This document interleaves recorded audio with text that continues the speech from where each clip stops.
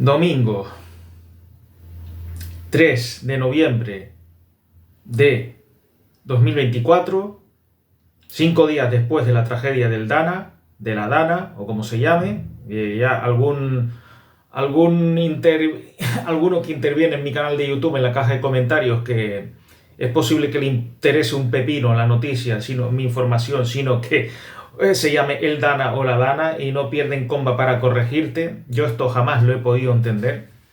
¿Por qué se hace esto? El Dana, la Dana, me da exactamente igual.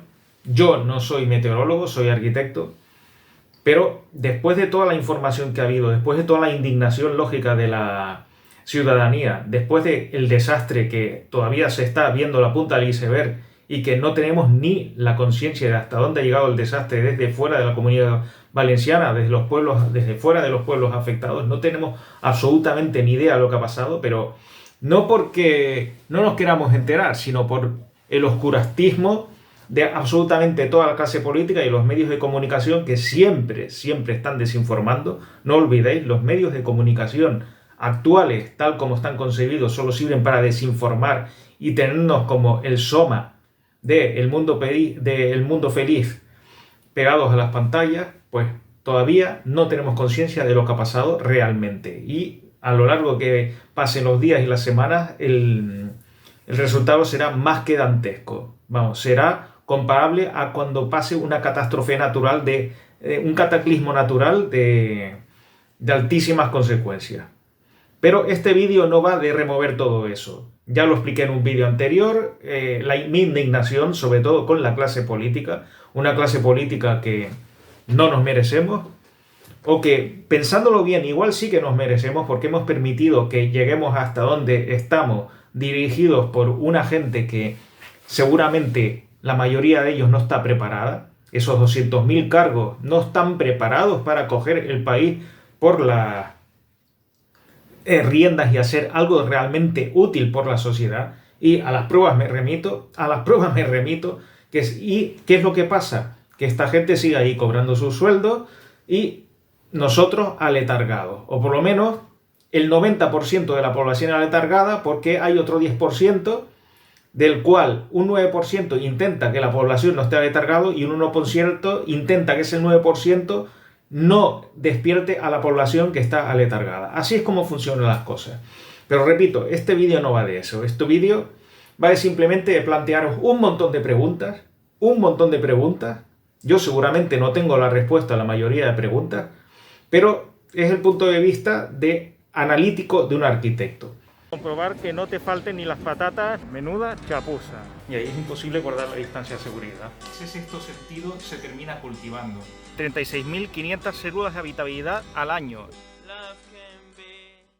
Y voy a compararos primero lo que ocurre cuando se siniestra un edificio. Ya en este mismo canal tenéis muchos vídeos de edificios siniestrados. Hablé en su día del edificio de Campanar, del otro edificio Badalona que se cayó toda una vertical de comedores, del edificio de Villajoyosa, del puente de Baltimore, si no recuerdo mal, de un balcón o de una fachada, de un revestimiento de fachada que se cayó en Santa Perpetua de Mogoda o Mollet de Vallès, ya no me acuerdo, pero he ido informando de estos temas y son vídeos que, si bien no conforman el principal contenido del canal, porque, repito, este es un canal de YouTube que toca bastantes temas, pero sobre todo lo que tiene que ver con mi actividad como arquitecto. Pero claro, uno no puede estar independiente de las cosas que suceden por ahí, y las patologías y los desastres en edificios pues entran a formar parte de ellos. Y simplemente voy a explicaros de nuevo, porque esto ya lo expliqué en otro vídeo, qué es lo que ocurre cuando un edificio se siniestra de cara a la opinión pública, y a partir de esa información pues voy a plantearos otra serie de preguntas respecto a la tragedia de la Dana. Casi parezco ahora que estoy haciendo ya el típico duplicado de género que tan de moda está hoy en el día y que tanto arruina la escritura, pero repito, aquí no vamos a abrir este melón porque es lo que me faltaba ya. ¿Qué es lo que ocurre cuando se siniestra un edificio? Bueno, evidentemente se siniestra un edificio, pasa lo que sea, que se cae el edificio entero, se cae una vertical o se cae un balcón, o realmente pues sale una grieta, se rompe un pinar o lo que sea, se viene abajo y siempre pasa lo mismo, el estupor, y luego empiezan a preguntarse por qué ha llegado a pasar esto. Y un montón de gente que igual no tiene relación con la arquitectura, ni siquiera conoce a algún arquitecto, pues empieza a despotricar contra el arquitecto, contra los constructores, contra el ayuntamiento, contra incluso los inquilinos, contra los propietarios, contra los electricistas, contra los fabricantes de materiales, y empieza a haber un batiburrillo de cosas y al final nadie termina sabiendo realmente lo que ha pasado. Y para nosotros, los arquitectos, realmente es muy fácil dilucidar lo que ha pasado. Bueno, no es muy fácil dilucidar lo que ha pasado, porque si no todos los juicios serían facilísimos de demostrar y los peritos no tendríamos trabajo. Pero sabemos que hay unos 3 o 4 ámbitos de análisis y a partir de ahí empezamos a hacernos preguntas. Primero, el proyecto en sí. Lo que se origina en la mesa de dibujo del arquitecto o en el ordenador. Es decir, si tú proyectas algo mal y se descubre que el fallo, el colapso del edificio se ha debido a un fallo tuyo de proyecto, es evidente que tú tienes la culpa. Vamos a poner un ejemplo que lo entienda todo el mundo, que no puede pasar, pero para que lo entienda todo el mundo, y es que yo diseño un rascacielos con pilares de 20 por 20 centímetros y unas armaduras ridículas de 4 hierros en cada esquinita y eso sí, con los 2 centímetros de margen del hormigón, y proyecte un rascacielos de 50 plantas con esos pilares que prácticamente son filamentos. Son filamentos que, vamos, que no sostienen absolutamente nada a esa altura. El edificio se viene abajo. Evidentemente ese edificio no se podría edificar porque no pasaría ciertos controles, no solo del Colegio de Arquitectos, sino de ayuntamientos, ni las licencias, ni nada. Pero vamos a suponer que estamos hace 100 años y ese edificio se edifica, se viene abajo. Evidentemente se ha venido abajo por culpa del arquitecto, por haberlo proyectado mal. Pero vamos a suponer que ese rascacielos está bien proyectado. El proyecto es impecable. El proyecto es absolutamente impecable. Y resulta que, vamos a suponer que en la ejecución del rascacielos, pues alguien, en vez de entender un pilar de 1 por 1 metro, un pilar, una columna, o como lo queráis llamar, de 1 metro, pues resulta que va y pone columna de 20 centímetros por 20 centímetros. Y como ese día, yo qué sé, discutió con la mujer o está cabreado o su equipo de fútbol perdió, pues yo, oye, pues ahora voy a joder y voy a poner este pilar, en vez de 1 por 1, pues lo voy a poner de 20 centímetros por 20 centímetros. Esto evidentemente tampoco puede hacer porque todo queda registrado en un libro de órdenes, pero para que lo entendáis, lo exagero para que entendáis las cosas. Es decir, el arquitecto ha puesto en el plano metro por metro y el ejecutor, el director de la obra, vamos a poner, pues resulta que da el visto bueno para 20 por 20 centímetros y el edificio se viene abajo. ¿La culpa la tiene el arquitecto proyectista? No, la tiene el director de obra que ha permitido esa barbaridad. Conscientemente. Porque luego está otro tema. Imaginaos, sigamos el mismo razonamiento, que el director de obra, pues no aparece por la obra. Esto es bastante habitual. Esto es bastante habitual, porque una cosa es que me digáis, no, es que el director de obra no puede estar todo el rato en la obra. Pero, hombre, al menos una periodicidad normal sí que tiene que pasarse ahí o designar a otro director de obra que esté en su lugar y que vaya controlando las cosas. Esto es lo que hacen muchos despachos de arquitectos estrella. El arquitecto estrella no puede estar en todas partes del mundo con sus obras, sino designa a unos corresponsales que son los que le controlan las obras. Pero imaginaos que el director de obra pues no pasa por ahí y de un paleta que está cabreado, pues decide pues edificar mal ese pilar. Y en vez de 1 por 1, pues pone el 20 por 20. Esto es muy exagerado, repito, muy exagerado.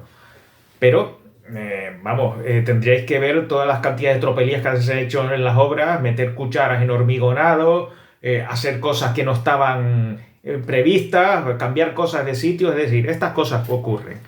¿Y qué es lo que ocurre? Que justamente en ese momento, pues el director de obra no estaba porque estaba en otra obra, o porque ese día no le tocaba ir y le meten un pilar así, lo ocultan de alguna manera, rápido, rápido, pon aquí unas maneras, unas lonas para que no se vea, y el milar de 20 por 20, ¿y qué es lo que ocurre? El edificio se viene abajo. ¿Quién tiene la culpa? ¿El arquitecto proyectista? No.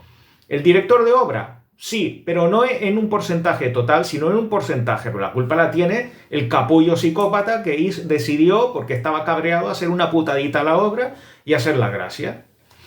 No dirección de obra, sino ejecución de obra. Es decir, están estos tres aspectos: proyectista, director de obra y ejecución de obra. O sea, el que dibuja lo que se va a ejecutar, el que dirige lo que se va a ejecutar y el que ejecuta. Esto es muy fácil, traspasémoslo a la música, y es como la novena sinfonía de Beethoven, una de las obras más grandiosas que hay, que se han compuesto jamás en música. Beethoven fue el compositor. El director de orquesta es el encargado de que la partitura se pueda escuchar, dirigir una orquesta para que se pueda escuchar la partitura. Y los músicos son los obreros, los encargados de que todos los instrumentos, pues, efectivamente toquen las partituras tal con las notas donde estaban, con las claves donde estaban, con los B cuadros, bemoles, tresillos o lo que os queráis imaginar. ¿Qué es lo que ocurre? Pues cuando un edificio se cae, pues tenemos que prestar atención a estos tres departamentos y a partir de ahí ya dilucidar qué es lo que ha ocurrido. ¿Qué es lo que ha ocurrido? Porque incluso aquí entra un cuarto punto, y es el de mal uso de la instalación, ya no por parte del proyectista, ni del director de obra, ni del ejecutor de obra, sino del propio usuario, que este sería el cuarto punto. Y hay que mirar absolutamente todo. Pero ya sabemos que existen estos 4 puntos y a partir de ahí podemos ver por qué un edificio se ha caído abajo. Ahora lo traspasamos a la tragedia del Dana. Y me diréis, ¿y cómo podemos pasar esta sabiduría arquitectónica para evaluar una tragedia de tan grandes consecuencias? Que estamos hablando de un territorio, estamos hablando de un montón de kilómetros cuadrados, estamos hablando de un montón de poblaciones destrozadas y estamos hablando de un montón de muertos y un montón de desaparecidos. ¿Cómo puedes traspasar todo esto aquí? Pues muy sencillo. Bueno, muy sencillo no, pero por lo menos hay que conservar la cabeza fría y compartimentar. Es decir, yo tengo muchas preguntas que hacerme, pero por lo menos sigo este razonamiento arquitectónico a la hora de evaluar un siniestro de un edificio y me empiezo a hacer preguntas. Me empiezo a hacer un montón de preguntas, muchas pueden tener respuesta, otras no pueden tener respuesta, yo no las puedo tener, pero sí las pueden tener otras personas y habrá que empezar a dilucidar. Y a partir de aquí voy a empezar a hacerme estas preguntas y es la que quiero compartir con vosotros, simplemente para que penséis en las respuestas. Por supuesto, me las podéis comentar en la caja de comentarios, que para eso estamos, porque yo creo que es una manera bastante novedosa, fuera de todo fuego de interior que nos correó al ver que esta tragedia ha sido gestionada de una manera absolutamente bochornosa. Pero bochornosa es poco, ya esto lo han comentado muchos youtubers de éxito y lo he comentado yo en el anterior vídeo de este canal. Pero fuera de esto, vamos a conservar la cabeza fría y nos vamos a hacer unas preguntas. Y las preguntas son las siguientes. Primero, vamos simplemente a analizar la inundación, los pueblos inundados, las casas inundadas, los garajes inundados, los edificios inundados, las parcelas inundadas, carreteras, autopistas, lo que queráis. ¿Por qué? ¿Por qué el flujo del agua excesivo? ¿Por qué se produjo ese flujo del agua excesivo? ¿Por qué? Lluvia excesiva, 500 litros por metro cuadrado, 400 litros por metro cuadrado, una orografía que favorecía la escorrentía excesiva del agua. Eso quiere decir, a lo mejor poner presas hubiese contenido el desastre, poner asuds hubiese contenido el desastre, conservar asuds hubiese contenido el desastre. ¿Por qué se habla de tantas presas eliminadas y asuds eliminados? ¿Esas presas eliminadas y esos asuds eliminados realmente afectaron a la escorrentía excesiva? ¿Sí o no? ¿Dónde estaban esos asuds eliminados? Tenemos un plano en vertical, un plano en planta de todas las comarcas anegadas, todas las poblaciones anegadas. Tenemos un plano en planta de dónde estaban todas las presas y los asuds eliminados. No estoy hablando ahora de por qué se eliminaron, simplemente de una relación causa-efecto. Porque antes que estar criticando, yo creo que haría falta tener una foto general del asunto. Yo ahora voy a recordar un tema, ya paralelo aquí, y esta es una de las primeras experiencias propias que meto en la pregunta de por qué realmente se ha inundado la comarca de una manera tan virulenta.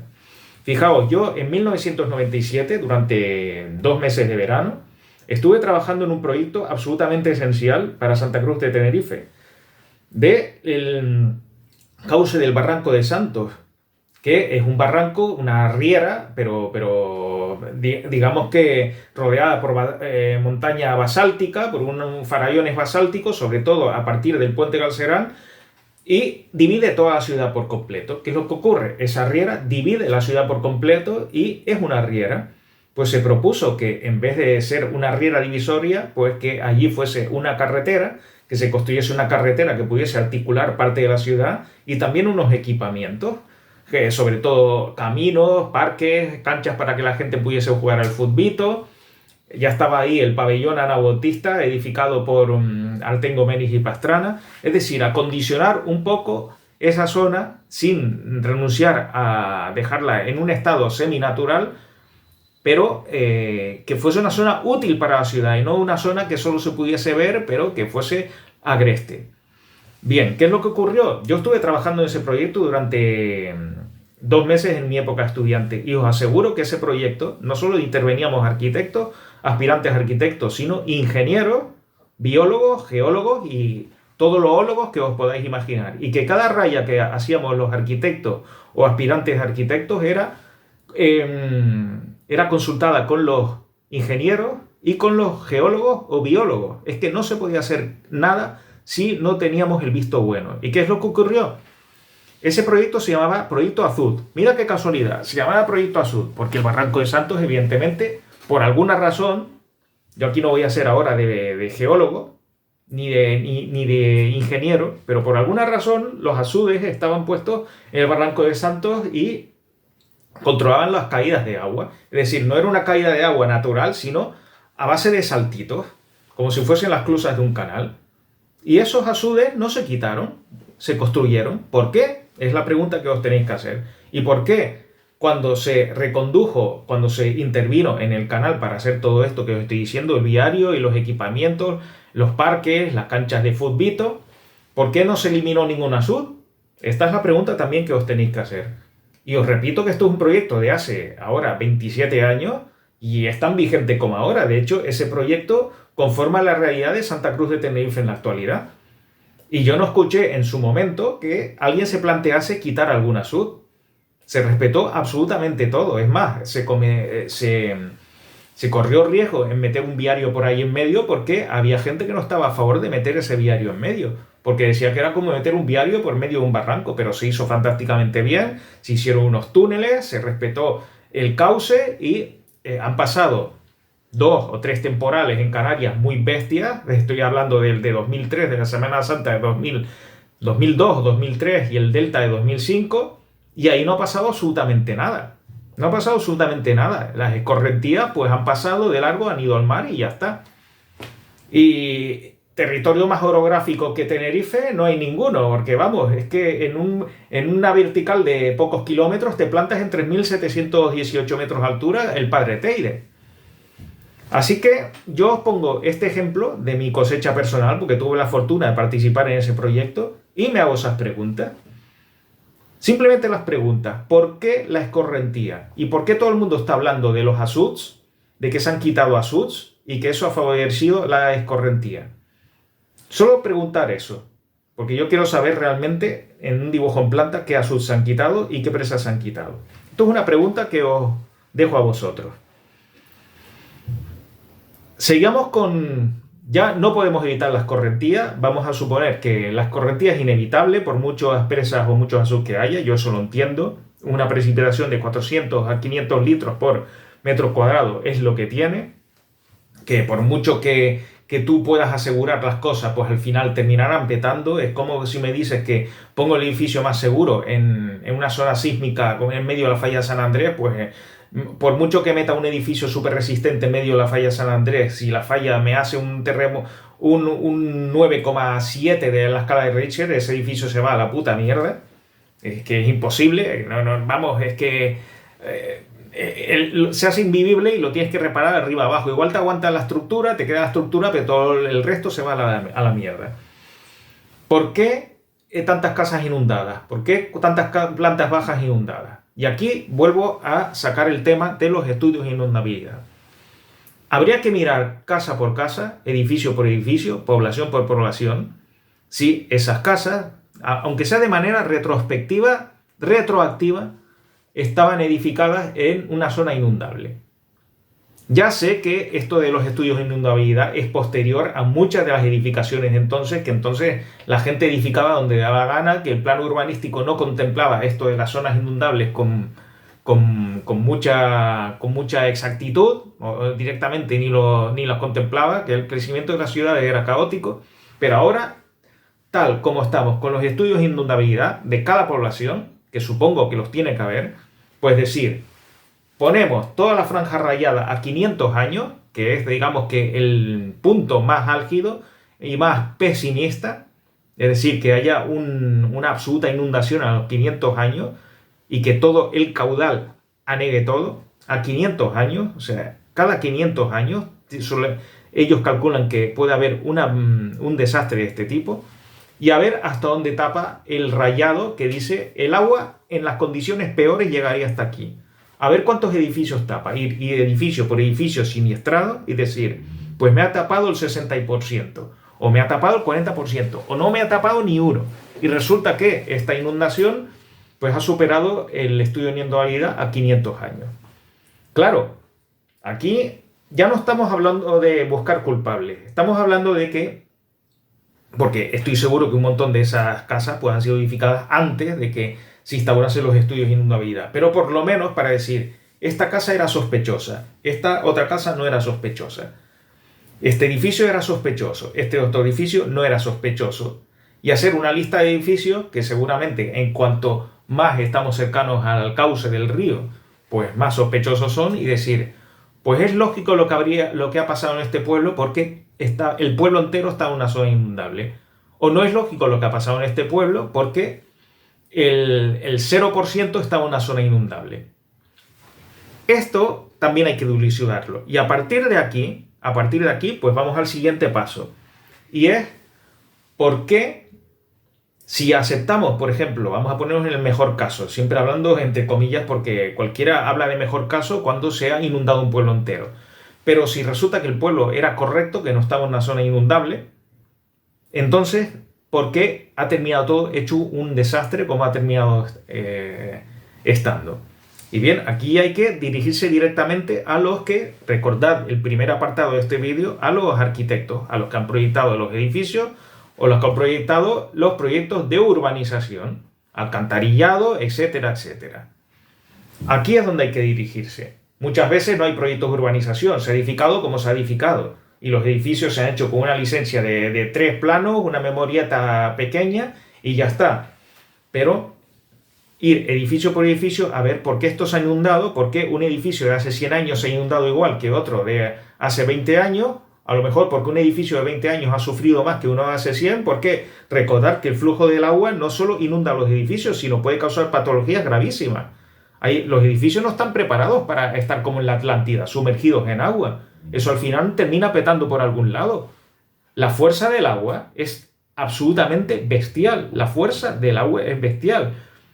No nos podéis ni imaginar, es que puede causar que un edificio colapse por entero solo por empuje. Fijaos en los edificios, en esas famosas fotos del edificio del Puntillo del Sol de Santa Cruz, de la isla de Tenerife, en el norte de Tenerife, que un edificio entero puesto prácticamente al lado del mar, un mar embravecido, pues se cargó prácticamente todos los balcones de los edificios hasta la planta 6 o 7.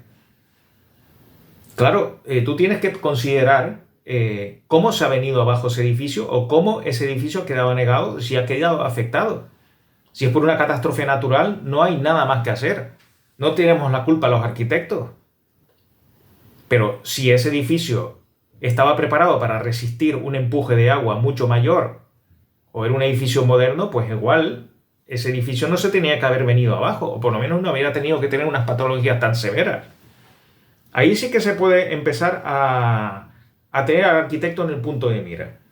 Pero aún así tenemos el proyecto de urbanización, porque se permitió entonces que unos edificios, con un proyecto de urbanización que a lo mejor, ya vamos a suponer que la mano del hombre, pues construye calles, construye pueblos y tiene que reencauzar correctamente las rieras, los ríos. Pero claro, el agua tiene que seguir yendo por un sitio. La caquita de la gente, el agua fecal, el agua pluvial tiene que ir por algún sitio. ¿Era el alcantarillado suficiente? ¿Sí o no? Habrá que revisar los proyectos de urbanización, todos los alcantarillados y ver si era suficiente o no era suficiente. O si bien era suficiente para un caudal absolutamente bestial de una tormenta que marca los máximos de la historia, pero claro, si resulta que esta tormenta ha superado todas las previsiones y duplica los máximos de la historia, pues claro, ¿cómo le vamos a decir a los autores del proyecto de urbanización que tienen la culpa de esto? Todo esto hay que pensarlo y, claro, a la hora de dilucidar responsabilidades, pues tener en mente todas estas cosas ayuda a ver qué es lo que se ha hecho mal y corregirlo, pero seguimos. Seguimos porque está claro que cuando hay un condicionante meteorológico de fuerza superior, estamos vendidos. Estamos absolutamente vendidos. Ya podemos ser los mejores estructuralistas del mundo, que estamos absolutamente vendidos y contra la naturaleza no hay nada que hacer. Es más, hay que estar a favor de la naturaleza y tratar de respetarla. El mar siempre reclama lo que es suyo. Es una frase que siempre se repite en Canarias, siempre se ha repetido en mi isla y qué gran verdad. Vamos a seguir con el razonamiento. Y ahora entro en un tema que me gustaría no tener que entrar, pero tengo que entrar. Y es ¿por qué se han producido los muertos? ¿Por qué ha habido muertos? Y aquí entran varios temas en sí. Yo doy por sentado que la gente evidentemente quiere vivir lo máximo posible. Y evidentemente la gente no es tan loca, salvo que haya llegado a un nivel de inconsciencia absoluto. Bueno, esto lo veo muchas veces en las carreteras. Hay una serie de personas que no deberían conducir un coche porque son unos psicópatas, pero digamos que son un 10% de la población, siendo algo exagerado, igual un 5%, un 10%. Pero vamos a suponer que la gente no quiere morirse, que la gente quiere vivir lo máximo posible. Es lo que yo creo y seguramente todos los que estáis viendo este vídeo estáis de acuerdo conmigo. Entonces, ¿cómo es posible que la gente atrapada en autopistas, atrapadas en garajes o en donde les tocase, se haya visto enfrentada a la muerte y muchos lo hayan encontrado? Aquí hay dos ramificaciones. O bien hubo avisos y no hicieron caso, o bien hubo avisos tarde, o bien no hubo avisos, o bien los avisos no informaron de la gravedad de la situación, o bien los que dieron los avisos pues no informaron directamente de la gravedad de la situación por algún motivo. Es decir, se avisó de que iba a haber esa tromba de agua, se avisó de que estaba habiendo una riada, porque puede haberse avisado. ¿Se avisó a tiempo? Si se avisó a tiempo. ¿Cuándo se avisó? ¿Cómo se avisó? ¿Por qué métodos se avisaron? ¿Por SMS? ¿Por sirena? ¿Por bandos municipales? ¿Por gente que realmente venía de otro pueblo e iba gritando que había pasado esto? Que es lo que pasaba antes. ¿Cómo se avisó?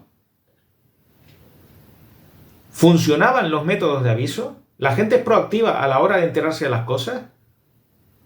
¿O no tiene que ser proactiva? Yo siempre estoy sosteniendo de que cada uno de nosotros ya tiene suficientemente problemas porque van encima de ser meteorólogos y tenemos que estarnos preocupando de cada vez que cogemos un coche, pues si nos va a caer un palo de agua o va a pasar algo como el Dana. Es que no puede ser, no puede ser. Yo cuando cojo un coche y a lo mejor me voy a un peritaje a un pueblo a 50 kilómetros, estoy repasando mentalmente cómo voy a destrozar al abogado contrario.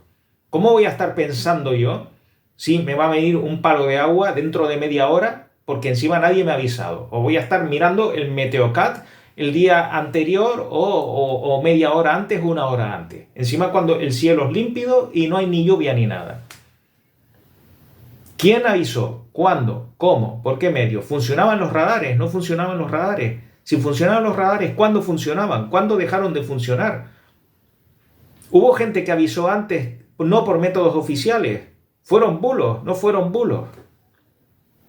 Porque ahora estoy acordándome de este agricultor que se ha hecho conocido en toda España y que correctamente dijo que esto iba a pasar. Esto iba a pasar, lo dijo. ¿Por qué nadie le hizo caso? Porque la gente se pensaba que era un bulo. ¿Dónde estaban las autoridades? ¿Cuándo avisaron? ¿Cuándo no avisaron? Todo esto hay que tenerlo en cuenta. Todo esto hay que tenerlo en cuenta. Antes de decir que la gente pues salió a la calle de una manera inconsciente. Seguimos. Es difícil hacer una lista de todas estas cosas sin enfadarse, realmente, pero yo estoy haciendo el esfuerzo por ello. ¿Por qué el desastre ha ocurrido ya? ¿Por qué sigue habiendo zonas incomunicadas? Porque el ejército ha tardado tanto en aparecer. Los voluntarios, ¿por qué se está rechazando en algunos sitios voluntarios? ¿Hay demasiados voluntarios? ¿Por qué unas ayudas sí y otras no? Porque hay gente que está viniendo de Cataluña a la Comunidad Valenciana, pues se le está rechazando la ayuda y no se le está dejando entrar. ¿Por qué los medios de comunicación siguen desinformando de lo que realmente pasa allí? Desinformando me refiero que publican todo lo escabroso, pero realmente de soluciones absolutamente nada. Lo único que pueden publicar es cómo donar dinero a Cáritas, a la Cruz Roja, etcétera, a unas cuentas, que todo esto me parece muy bien. Pero siempre van por detrás de el corazón de la gente. Y yo conozco a gente aquí, en Cataluña, que se ha ido durante el puente, que a lo mejor tenía otros planes en el puente, y han decidido irse a la Comunidad Valenciana durante el puente a ayudar, sin que nadie les obligase. ¿Por qué? Y esto me parece muy sangrante. Esto, de hecho, el vídeo este lo he decidido grabar principalmente por este aspecto, que me parece lo más repugnante que he visto en muchos años en la clase política española. Redobles de tambores, porque no os lo vais a creer, como yo tampoco me lo creía. Porque esta señorita Yolanda Díaz, que no sé ni de qué partido es, ni me interesa lo más mínimo, es que no me da igual, yo no sé con la política, pero me pasaron un Twitter en donde esta señora, por lo visto, muy preocupada ella, pues instaba a los trabajadores que habían sido obligados, entre comillas, a ir a trabajar el día de la catástrofe, el martes 29 de octubre de 2024, a denunciar a los empresarios. ¿Por qué? Porque los empresarios podían haber sido responsables de, a lo mejor, de un homicidio involuntario, por haberlos obligado a ir a trabajar ese día. Pero bueno, ¿pero quién coño les avisó? Pero si erais vosotros los que teníais que haber avisado. Y repito, que no sé esta señora ni de qué partido es, ni siquiera el cargo político que ostenta. ¿Dónde estaban los que tenían que haber avisado que ese día no se podía ir a trabajar? ¿Y quién cojones te crees tú para ir ahora a una casa de brujas diciendo que los empleados tienen que denunciar a los empresarios porque no les hayan dicho que ese día no iban a trabajar, no tenían que ir a trabajar? Pero ¿cómo vamos a saber los empresarios que ese día iba a pasar lo que pasó si vosotros no nos avisasteis? Si vosotros no avisáis de nada, o avisáis mal, o avisasteis a unos y a otros no. Y estáis diciendo que aparte de... hay empresarios que han perdido toda su empresa, su taller, su nave industrial, y estáis encima diciendo que les van a sangrar a denuncias por que ese día sus empleados no tenían que haber ido a trabajar. Pero, ¿qué es esto? Esto es lo más repugnante, lo más basuriento, lo más inmoral que he escuchado en mucho tiempo. Y esto ha salido una señora que está cobrando de todos los españoles y que está cobrando de todos nuestros impuestos y que está en un cargo público de alta relevancia. una casa de brujas hacia los empresarios, porque ya sabemos que en España los empresarios somos el pim pam pum de toda la clase política. Somos el causante de todos los males. Aquí lo que se fomenta es ser empleado o ser subvencionado. Ser empleado, que me parece muy bien ser empleado, si es que realmente yo lo era antes, es que yo no tengo nada en contra de eso, pero sobre todo ser subvencionado. Esto es lo que se favorece. Venga, a denunciar a los empresarios para recibir más subvenciones a cargo de los propios empresarios que han perdido todos sus bienes, que han perdido todo su trabajo de verdad y que lo han perdido absolutamente todo. Y esta señora es lo que está haciendo. ¿Qué está haciendo esta señora? En vez de compadecerse de los que se tiene que compadecer, que es de los muertos y de los que lo han perdido todo, pues resulta que les está diciendo a los trabajadores que fueron por desconocimiento a trabajar ese día que denuncien a los empresarios. Esto es lo que está diciendo esta señora. Repito, este vídeo, prácticamente el incidente incitador, el disparador de este vídeo es esto.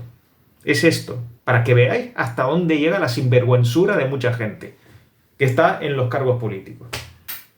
Pero cuidado, que no seguimos por aquí, que vamos a seguir por aquí. Esto me ha llegado en un grupo de WhatsApp de Speed Puzzling de Levante. Speed Puzzling, que es una disciplina deportiva que consiste en montar puzzles a toda velocidad y acabar antes. Hay un campeonato mundial organizado en Valladolid, hay un campeonato de España, un montón de países ya lo están organizando, es decir, una disciplina deportiva absolutamente increíble y que cada vez está cogiendo más adeptos. Atentos dentro de 10 años porque esto saldrá en todos los telediarios.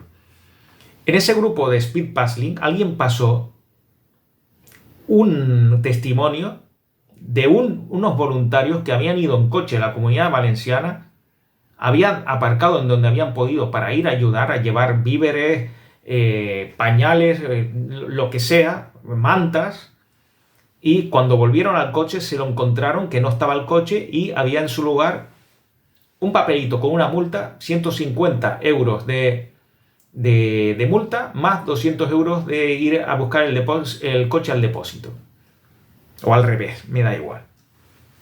Es decir, unos voluntarios que habían perdido, seguramente habrían perdido la Semana Santa, no perdido porque no hay nada más noble que destinar tu tiempo libre a estas cosas. Y muchos deberíamos hacer lo mismo, yo el primero. Y resulta ¿qué debió pasar por la cabeza de esta gente que fue con su coche, con sus recursos a ayudar y les levanta 350 euros en multas indignas? Tú, guardia urbano, tú, el trabajador del depósito de vehículos, debería darte vergüenza. Debería darte vergüenza haber firmado esas multas, hijo de la gran puta. El guardia urbano que puso esas multas. Y lo digo así de claro y que me da igual que esto me vaya a costar un problema. ¿Cómo es posible que eres un ser humano? ¿Cómo es posible que hayas firmado esa multa? ¿Cómo es posible que hayas pasado esa multa? ¡Qué vergüenza! ¡Qué vergüenza! ¡Qué vergüenza me da! ¿Cómo te puedes sentir habiendo firmado esa multa? ¿Estás orgulloso de haber contribuido a las arcas municipales? ¿Un municipio que está en la ruina? ¿Esa es la manera que tienes de ayudar a tu municipio? ¿Sangrar a los que te vienen a ayudar? ¿Impresentable? Y todos los que están mandándote arriba, pues me podrás decir, no, yo soy un mandado, pues tengo que hacer esto. Pues no lo hagas. Pues no lo hagas. Haces la vista gorda. Haces la vista gorda. Sinvergüenza, que eres un sinvergüenza. Seguimos. Porque esto enlaza lo que contaba con el otro vídeo. Se nos sangra a los ciudadanos por los errores ajenos. Y ahora veréis cómo a partir de ahora, esto ha empezado con las multas a los voluntarios que van ahí y que aparcan donde pueden, mal aparcado, por supuesto, porque ya miráis, sabéis las fotos de los pueblos con todos los coches apilados, ¿no? Claro, deja a alguien aparcado el coche en las afueras, en el sitio que puede, y le castigan con una multa.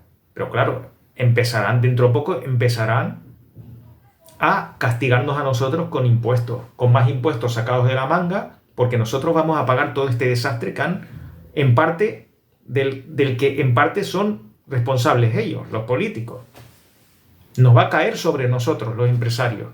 Sobre todo los empresarios. No los asalariados, los empresarios. Ya estamos nosotros para financiarles todo el desastre. Y no os preocupéis, que nosotros ya somos lo suficiente solidarios, pero es que nos obligáis encima a ser más solidarios con un montón de impuestos que nos salgan. Lo estáis demostrando cada día. Y bueno, estamos con todo este tema, sigo haciéndome preguntas sin respuesta. ¿Alguien pagará por esto? ¿Alguien pagará por esto al final? Porque políticamente a mí me da igual que paguéis o no, si a mí me da igual que ahora el presidente del gobierno pues resulta que deje de ser presidente del gobierno y entre otros, si es que eso me da igual. Pero ¿alguien se sentará delante de un juez por todo esto que ha pasado? Por toda esta depuración de responsabilidades que tendríamos que los que se encarguen realmente de hacer esto, los peritos, los que sean, los que digan por qué alguien no avisó, por qué estos cauces están como están, por qué no se limpiaron las causas, todos estos por qué que he ido enumerando, realmente alguien se sentará algún día delante de un juez, pero digo alguien de verdad, no los pringados, que se sientan siempre delante de un juez, como chivos expiatorios. Yo me apuesto que no. Yo me apuesto a que no, porque aquí nunca pasa nada. Aquí nunca nadie va a la cárcel por este tipo de cosas. Nunca. Es duro este vídeo, Yo prometí que no me iba a cabrear y al final me estoy cabreando porque es muy difícil con todas estas preguntas mantener la calma. ¿Qué pasará cuando hayan pasado meses, semanas? ¿Qué es lo que ocurrirá? ¿Nos acordaremos todavía de esto? La tragedia reciente que ha habido en La Palma, hasta yo ya no me acordaba, la tenía en un recuerdo. Y resulta que me he enterado por comentarios hechos en los vídeos de mi canal, en el vídeo pasado de mi canal, que lo vieron 28.000 personas en 3 días. Algo, la verdad es que increíble en mi canal, por hablar de temas de actualidad relacionados con la arquitectura. Y me estaban comentando que en La Palma todavía vivía gente en contenedores. Y ya han pasado, ya ha pasado tiempo desde la erupción del volcán. Ya ha pasado tiempo. Y es espeluznante. ¿Llegarán ayudas? ¿Llegarán ayudas alguna vez?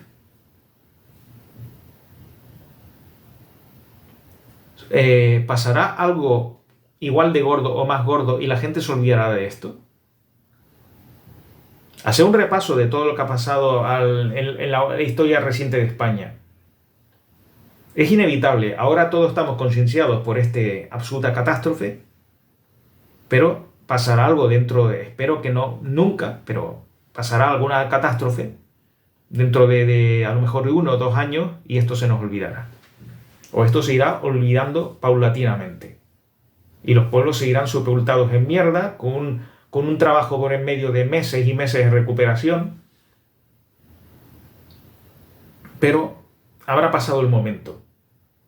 Y el momento, además salpicado por la incompetencia política, por ver quién la tiene más gorda, y por empezar a perderlo todo una maraña de responsabilidades, y al final nadie es responsabilidades. Al final los responsables seremos nosotros, los ciudadanos. Y no pasará nada, ya están estos para subvencionar todos los arreglos. Esto es lo que va a pasar. ¿Se habrá aprendido de todo esto? Yo ya os digo que no. No se habrá aprendido. ¿Y sabéis por qué no se aprenderá de todo esto? Porque no se aprendió con el COVID. Y el COVID fue ya una cosa bastante extrema. Que esto es otro melón a abrir, porque se nos encerró en casa, bla, bla, bla, bla, bla, bla. Pero el COVID ya fue una cosa bastante extrema. Que sin cantar resistiré en los balcones a las 8 de la noche. Así el paripé en las ventanas. Yo me negué a hacer ese paripé. Me negué absolutamente a hacer esa payasada. Pero luego estaban las viejas del visillo insultando a los trabajadores en la calle, que venían a lo mejor de un hospital porque no estaban guardando el toque de queda. Y resulta que eran trabajadores esenciales para el momento. Habremos aprendido todo eso, que todos estábamos diciendo, uy, vamos a ser buenos a partir de ahora. Esto como las Navidades. 2 semanas de ser buenos y luego al volver a ser los mismos cabrones de siempre. Como decía Tosha con algunos jugadores de Real Madrid. Pues yo os aseguro que esto es lo que va a pasar. Va a haber unas semanas de solidaridad con este tema y luego volveremos a ser los mismos cabrones de siempre. Bueno, yo no me incluyo ahí, pero estoy seguro que la mayoría de personas sí. Y sobre todo los políticos. Es así de triste. De esto no se va a aprender. Van a seguir edificándose casas sospechosas. No van a seguir no haciéndonos caso a los arquitectos, ni a los geólogos, ni a los biólogos, ni a los ingenieros. Van a pensar que los arquitectos somos una escoria, que estamos ahí solo para firmar planos y cobrar dinerales. Y luego a la hora de verdad resulta que sí hacían falta arquitectos, ingenieros, biólogos, geólogos. A la hora de verdad sí. A la hora de verdad pues resulta que la persona que despotricaba tanto de los arquitectos y resulta que perdió la casa por una riada porque estaba en zona inundable, pues a lo mejor empieza a pensar que un buen arquitecto le habría evitado ese problema. Ya no estamos hablando cuando está de otra profesión absolutamente esencial como la de médico, que cobran poco, que los médicos cobran poco. Pues cuando un médico te salva la vida le pagarías a lo mejor 1 millón de euros y te quedarías corto. Entonces sí que tienen que cobrar más, ¿verdad? Mucha gente que viene aquí a este canal diciendo que los arquitectos somos poco menos que escoria, yo a la cabeza, arquitectito de cédulas y estas historias que aunque muchos haters dicen, me gustaría a mí saber si ahora a la cara, mirándome a la cara, ¿qué me tienen que decir de la función de los arquitectos? Que lo llevamos advirtiendo mucho tiempo, que son necesarios los arquitectos y que muchas cosas no las podéis hacer vosotros por vuestra cuenta, que os edificáis cualquier cosa por ahí en un cauce y luego pasa lo que pasa. Y no estoy echando la culpa a nadie, absolutamente, pero que por prescindir de los arquitectos se han hecho auténticas barbaridades, eso estoy seguro. Yo no puedo saber si alguna de estas casas que se ha llevado por delante la riada, pues estaban en medio de un cauce porque fueron autoconstruidas o directamente porque se saltaron el plan urbanístico o directamente porque el arquitecto prevaricó. Pero un arquitecto honrado, que somos la mayoría, te aseguro que eso no nos pasa. En fin, qué cantidad de pensamientos, pero al final esto se resume en 2 cosas. El 1% de la población trata de que un 9% de que tratamos de decirles a los demás que deben despertar, olvidados de medios de comunicación, olvidados de que los políticos velan por nuestros intereses, pues despertemos al 90% de que eso es así. Y ese 1% hace todo lo posible para que el 9% que intentamos hacer ver la realidad a la población de alguna manera, yo con mi trabajo, con los vídeos de YouTube y otros con su trabajo, con vídeos de YouTube, con Instagram o con lo que sea, pues nos intenten callar. Y mucha gente piensa que nosotros mentimos. Y aquí voy a hacer una alusión al genial youtuber Ramón Álvarez de Mon, que habla sobre el Real Madrid, pero que también tiene un canal paralelo, en donde habla de otros temas, sobre todo el crecimiento personal, y ayer estaba comentando el sentir de muchos españoles sobre la clase política y sobre la gestión de esta catástrofe. ¿Realmente tenemos lo que nos merecemos? Yo antes pensaba, no tenemos lo que nos merecemos, nosotros no nos merecemos esto. Pero a medida que he ido madurando en pensamiento, sí, yo pienso que todo es un resultado. Esto también lo dice Sergio Fernández, Instituto de Pensamiento Positivo, todo es un resultado. Y si en estos momentos estamos como estamos, que si son gancos y son podencos, pero no solo por el gobierno, sino por una gran parte de la población española, es porque nos lo merecemos. Si tenemos los dirigentes, sean del color que sea, gobernando en este momento España, realmente lo merecemos. Todo es un resultado.